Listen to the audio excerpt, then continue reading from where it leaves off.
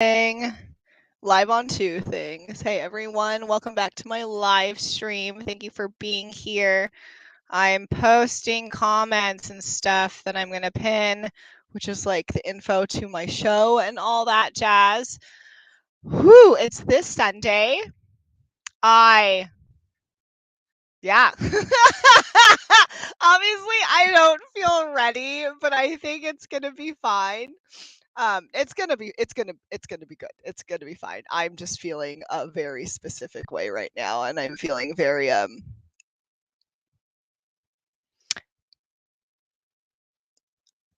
some sort of stress, and then at the same time, sorry, I'm like looking for I'm looking for information that I can send. There you go. Copy for stream for this. Okay, great. I feel a certain way. And I feel like I do feel some sort of stress, but I don't feel some sort of stress because I'm numb. So that's also interesting. So today I'm talking about living with cPTSD. We're talking about feeling numb and emotions and all this stuff. So cPTSD is complex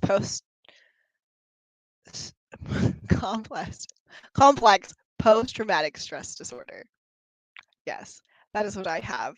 We're talking about, again, emotions and feeling numb. So for me, if you've been following what I've been talking about, I've been having like a really hard time mentally,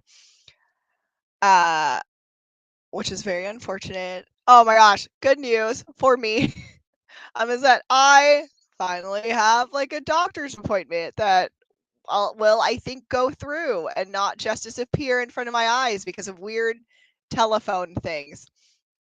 So I'm very excited for that. So that's next week. I'm very excited for that. And I think going back to therapy will be a little easier for now. My caseworker and I are doing like this quick fix kind of because it's been like 2 months of me having not a therapist, and that's too long for me. So in this time of creating art and also just living and all this stuff, I have been going back and forth between having really strong emotions, usually like when my period, right before my period happens, my emotions get very strong. Hormones are raging, and it's a very sad and low time. It it becomes depression, like a really really bad, really low depression. And when it's not that, I've just been like mentally numb, and I've talked about this. Like I will go to things, I will have the event, I will be in front of people, it will feel nice. I think I feel things, like I laugh. Oh, yeah. So I think I feel things and I laugh and stuff like that. And I'm having these positive experiences, and then I walk away from them and it's like nothing happened. So there's no like the recharging of battery or anything. And then I feel numb. And sometimes that has been okay and has actually helped me in a way. We'll get back to that in a second. And then in some ways, it has not been great because though I don't feel things, things will manifest physically. Like my head was just freaking itchy. Like my head was itchy, and I was just like, Joey, do I have lice? Like, what is happening? And I didn't even have dandruff. I had nothing. So I was like, okay, well, then this is stress, then, isn't it? And then I couldn't eat, and that was part of it. And that was difficult. And then I could still cry. I could still cry even though I didn't feel anything here, but my body was crying. So there was that. So going back and forth between not having emotions and having emotions is a very intense swing of things. It's been really hard for me because I'm used to having my emotions, and I do feel like I draw my strength from emotions. So not having that as a guide for me has been really difficult in those times, because I do feel like, and they just do, emotions have a reason for existing. And I know it's really easy to be like, when things are really crappy, to just be like, I hate emotions, they're the worst things in the world. Why? because they can feel really bad, but I don't think there's anything such as a bad emotion. Emotions are just trying to tell you to they have functions. So they're either trying to motivate you, they're trying to tell you of something and validate you. And I think those are actually the three things. It's trying to help you communicate to you. It's trying to help you communicate to others. Um, and it's trying to motivate you to do something and come with all that validation and stuff. I think those are the functions. But emotions have functions, even the like the so-called like bad ones, right? If you're crying and something is wrong, it's telling you, yeah, whatever just happened is wrong, or something is wrong.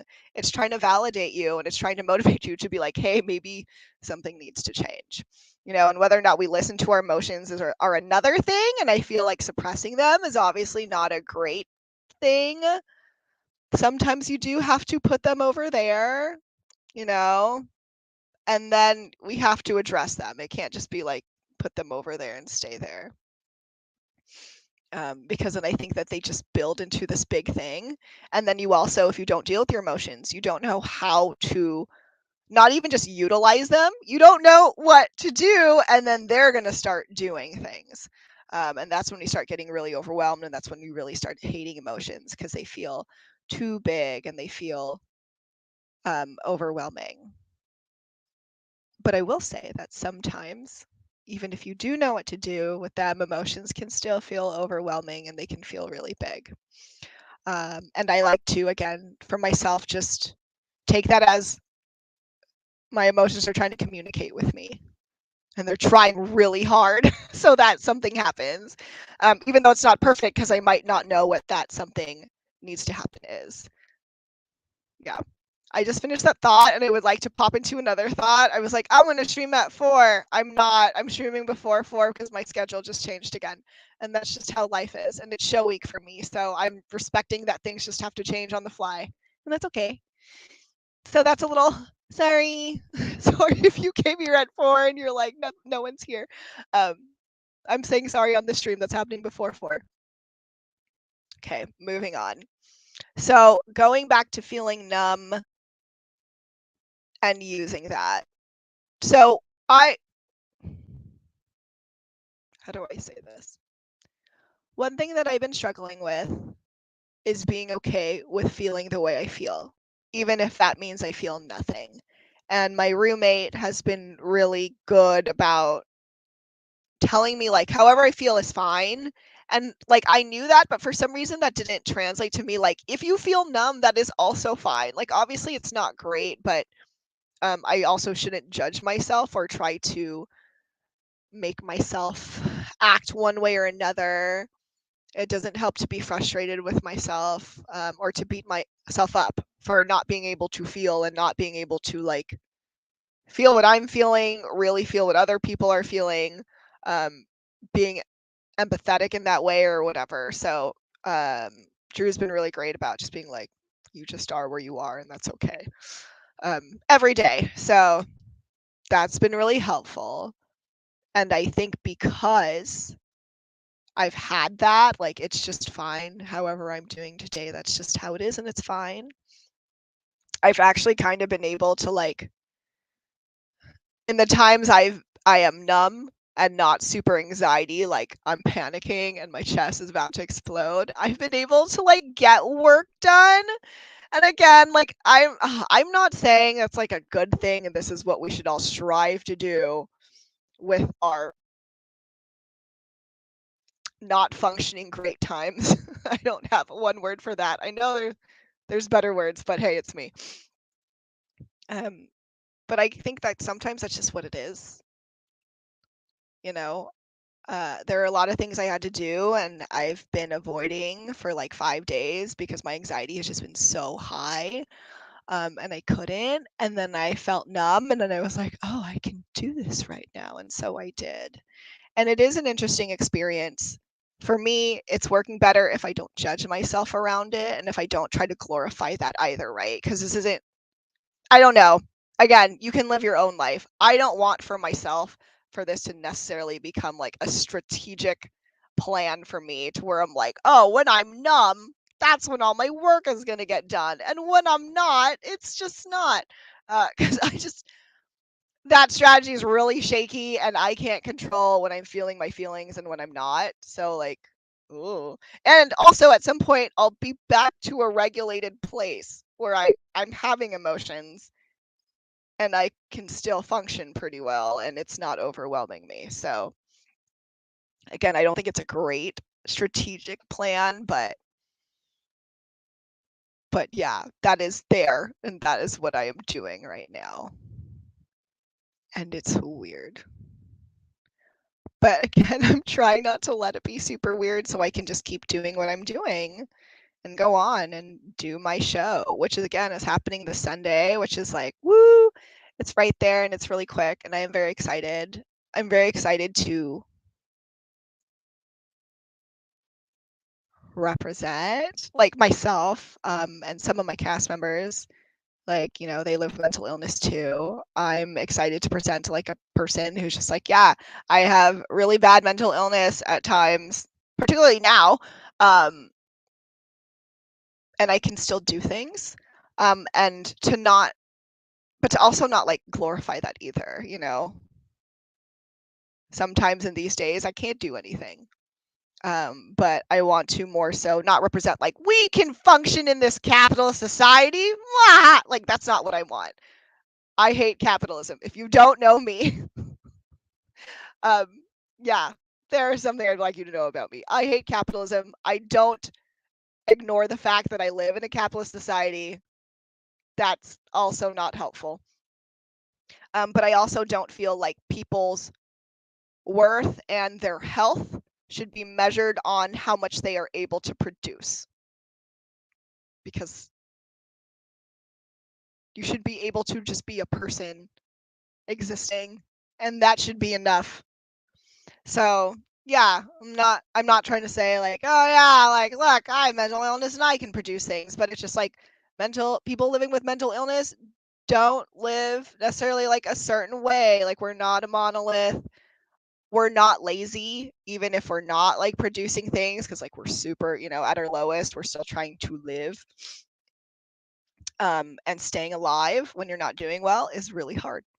So I don't know. I'm excited to like be a person and just be like I am, you know, one look at someone living with mental illness, and I am excited to present work about mental illness and trauma. And I hope people enjoy it and I hope people get it. My first thing is like the film is like abstract and it's like Xena E. And then with the group therapy, it's really interesting because like the whole thing about showing this group therapy piece is to show that living with mental illness is not simple and everything's really complex. And in this group therapy group, we don't necessarily like solve things.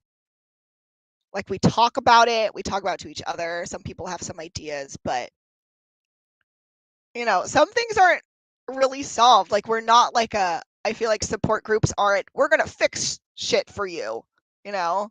Just like therapy isn't necessarily that. Like with group therapy and groups that I've been, it's about being there with each other and being able to support, and then also being in a place where you can talk about the things that have happened to you and it's not like shock factor. Everyone's like, yeah, that really sucks. And I think that's really important to have. I know I've had friends where we've talked about this where like, you know, close friends of yours at the time or whatever, they ask you about your trauma in your past and then you give it to them and you tell them what happens and then they're crying and then you have to make them feel better about your trauma and you're just like, how did we get here?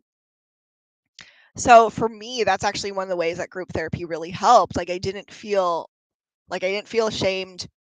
Everyone was there because, you know, they were struggling and dealing with something. And so it made it easier after a while. I'm not going to lie. I usually don't talk. I don't talk at first.